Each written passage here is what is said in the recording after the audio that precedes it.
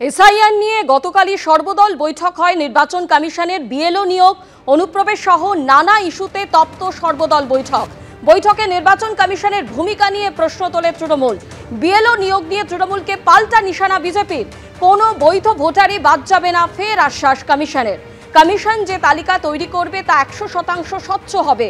কোনো ভোটার সব তথ্য দিতে না পারলেও আমরা দেখব।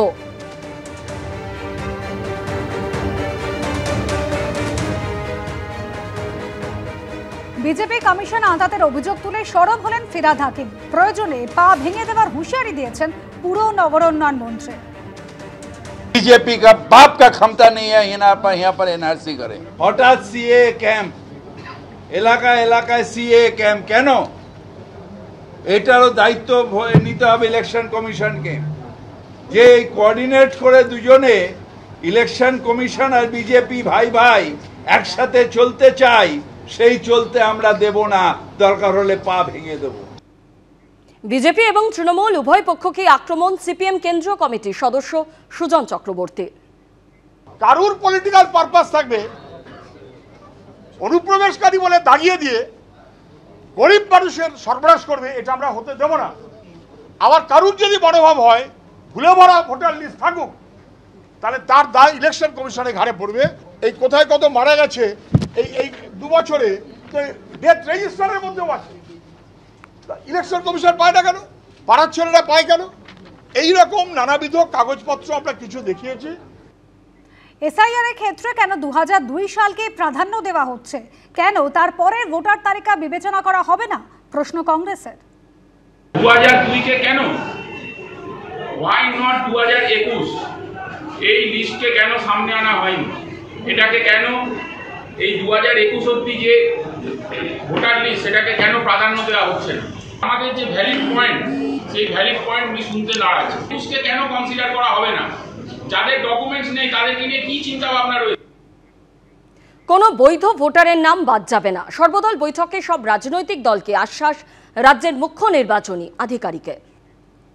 কোনো লেজিটিমেট ভোটার বাদ যাবে না। Each and every legitimate voter যেটা আছে, যেটা আর্টিকেল 326 অফ দ্য কনস্টিটিউশন আছে, যে আপনার রেজিস্ট্রেশন অফ ইলেকট্রাল রুলস 1960 আছে, ওর মধ্যে any person who is eligible কারো নাম বাদ যাবে না। আমরা এমন ভোটার লিস্ট তৈরি করব যেটা 100% ফেয়ার হবে। যে ভোটার আসা প্রয়োজন আছে, এলিজিবল আছে, ওর নিশ্চয়ই কোনো বাদ যাবে না। প্রত্যেক ভোটার যে আছে ওর বাড়িতে আমাদের এনিউমিনেটর যে বিএলও আছেন উনি যাবেন, ওদেরকে এনিউমিনেশন ফর্ম দেবেন। Any person who is eligible কারো নাম বাদ যাবে না।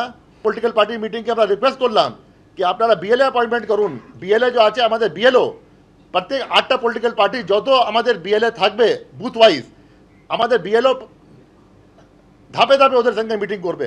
বাংলায় এসআইআর শুরু হতেই এনআরসি আতঙ্কে আত্মঘাতী। পানিহাটিতে 57 বছরের প্রদীপ করের আত্মহত্যা। আজ পানিহাটিতে পরিবারের সঙ্গে দেখা করতে যাবেন অভিষেক বন্দ্যোপাধ্যায়। মৃত্যুর জন্য দায়ী এনআরসি উল্লেখ সুইসাইড নোটে, দাবি পুলিশের। প্রদীপ করের আত্মহত্যা ঘিরে রাজনৈতিক চাপানোতর তুঙ্গে। মৃত্যুর জন্য বিজেপি ও নির্বাচন কমিশনকে দায়ী করে পোস্ট মুখ্যমন্ত্রীর। বিজেপির ভয় ও ভাগাভাগির রাজনীতির শিকার আক্রমণ মমতা বন্দ্যোপাধ্যায়। মুখ্য নির্বাচন কমিশনার ও কেন্দ্রীয় স্বরাষ্ট্রমন্ত্রীকে নিশানা অভিষেক বন্দ্যোপাধ্যায়ের। দেশে কোথাও এনআরসি হচ্ছে না, মমতা বন্দ্যোপাধ্যায় মিথ্যে বলছেন পাল্টা বিজেপি। রাজনৈতিক ফায়দা তুলতে আতঙ্ক ছড়াচ্ছেন মমতা বন্দ্যোপাধ্যায়। পোস্ট অমিত মালব্য।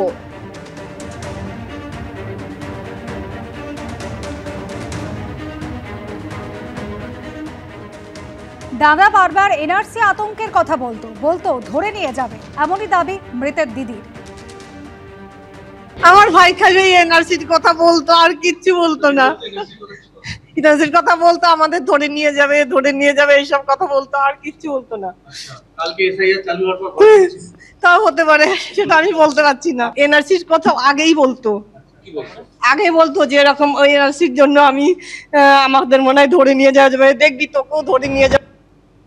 সুইসাইড নোটে এনআরসি আতঙ্কের কথা উল্লেখ রয়েছে, দাবি ব্যারাকপুরের পুলিশ কমিশনারের। একটা রেজিস্টারে একটা খাতায় ওনার সুসাইড নোট লেখা ছিল।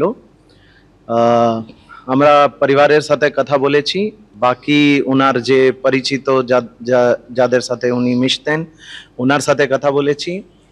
যেটা প্রিলিমিনারি যেটা এখন পর্যন্ত আমরা জানতে পেরেছি সেটা হচ্ছে উনি এই যে এনআরসি নিয়ে বিভিন্ন ধরনের কথাবার্তা চলছে ওটা নিয়ে ওনার মধ্যে একটা ডিপ্রেশন ছিল, ওটা নিয়ে উনি প্রচণ্ড চিন্তিত ছিলেন এবং পরিবারের লোকের যে বক্তব্যের মধ্যে উঠে আসছে কালকে যখন এসআইআর এর অ্যানাউন্সমেন্ট হয়েছে তারপর থেকে ওনার শরীর যে আছে ওনারা বোধ করছিলেন কি উনি খুবই মানে রেস্টলেস রয়েছেন।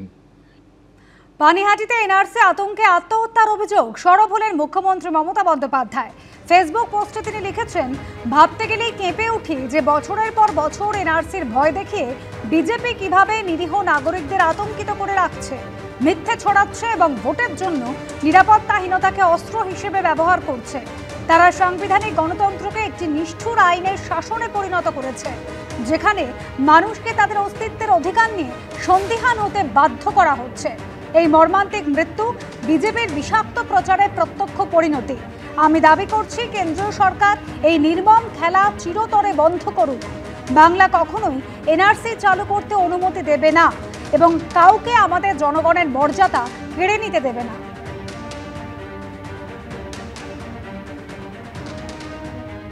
পানিহাটিতে এনআরসি আতঙ্কে আত্মহত্যার অভিযোগ, তৃণমূলকে পাল্টা আক্রমণ বিজেপির। এক্স হ্যান্ডেলে বিজেপির আইটি সেলের প্রধান অমিত মালব্য লিখেছেন, প্রদীপ করেন মর্মান্তিক মৃত্যুর যথাযথ তদন্ত হওয়া উচিত। তদন্তকারী সংস্থা আইন অনুযায়ী আত্মহত্যার কারণ নিয়ে সিদ্ধান্তে পৌঁছতে পারে, রাজনৈতিক বক্তৃতার মাধ্যমে নয়। আসল কথা হলো দেশে কোথাও এনআরসি হচ্ছে না। মমতা বন্দ্যোপাধ্যায় মিথ্যে বলছেন এবং ইচ্ছাকৃতভাবে রাজনৈতিক ফায়দার জন্য মানুষকে ভয় রাখতে আতঙ্ক ছড়াচ্ছেন।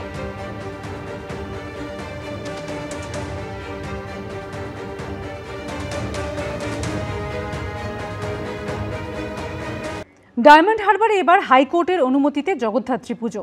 অভিযোগ, মন্দির বাজার ও আমতলায় পুজো করতে চেয়ে পুলিশকে চিঠি দিলেও মেলেনি সবুজ সংকেত। কলকাতা হাইকোর্টের দ্বারস্থ হয়ে অনুমতি আদায় করলেন উদ্যোক্তারা। দুই পুজোতেই পর্যাপ্ত নিরাপত্তা ব্যবস্থা নিশ্চিত করবার জন্য পুলিশকে নির্দেশ দিয়েছেন বিচারপতি শুভ্রা ঘোষ। ডায়মন্ড হারবারের মন্দির বাজার ও আমতলা দক্ষিণ 24 পরগনার দুই জায়গায় জগদ্ধাত্রী পুজোর অনুমতি নিয়ে কাটল জট। মন্দির বাজার ও আমতলায় পুজোর অনুমতি দিল কলকাতা হাইকোর্ট। অভিযোগ, মন্দির বাজার ও আমতলায় জগদ্ধাত্রী পুজোর অনুমতি চেয়ে পুলিশকে চিঠি লিখলেও কোনো উত্তর মেলেনি। এরপরই কলকাতা হাইকোর্টে দ্বারস্থ হন উদ্যোক্তারা।